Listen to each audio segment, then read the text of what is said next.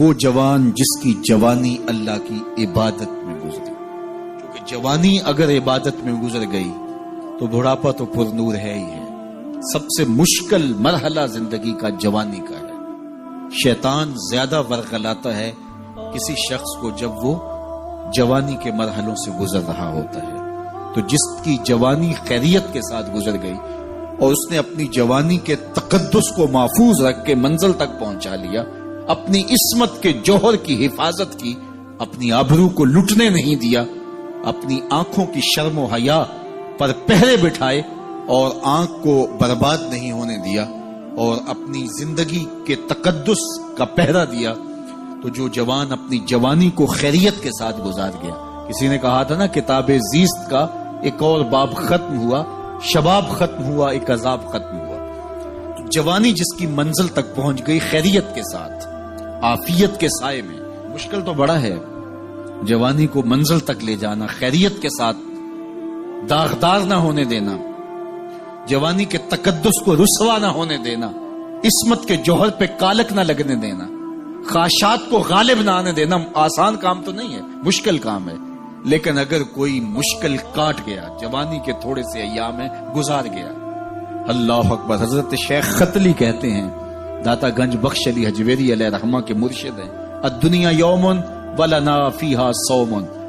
وہ کہتے ہیں دنیا ایک دن ہے، ہم روزہ رکھ کے گزار رہے ہیں۔ تو روزہ رکھ کے سارا دن گزر ہی جاتا ہے، دوپہر بھی آتی ہے گزر جاتی ہے، اور عصر کا وقت بھی آتا ہے گزر جاتا ہے، کھانے کا وقت بھی آتا ہے، چائے کا وقت بھی آتا ہے، سب کچھ ہوتا ہے لیکن گزر جاتا ہے، افطار تک بندہ پہنچ جاتا ہے۔ جس نے زندگی روزے کی طرح گزار دی، جس نے جوانی روزہ رکھ کے گزار دی، خواہشات کو بے قابو نہیں ہونے دیا، مشکل کام تھا لیکن اس نے مشکل کام کر دکھایا۔ اجر کتنا بڑا ہے، سنیے اللہ کے محبوب کی زبان سے سنیے۔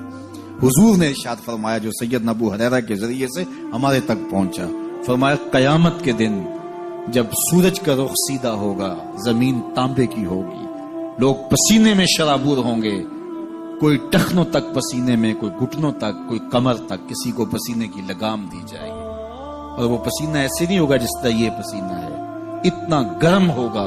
ابن رجب حنبلی کہتے ہیں اس پسینے کا ایک قطرہ اگر احد پہاڑ پہ ڈال دیا جائے تو وہ پگھل جائے، اتنا گرم ہوگا، بدبودار اتنا ہوگا، ایک قطرہ دنیا پہ ڈال دیا جائے، انسان کیا جانوروں کے دماغ بھی پھٹ جائے۔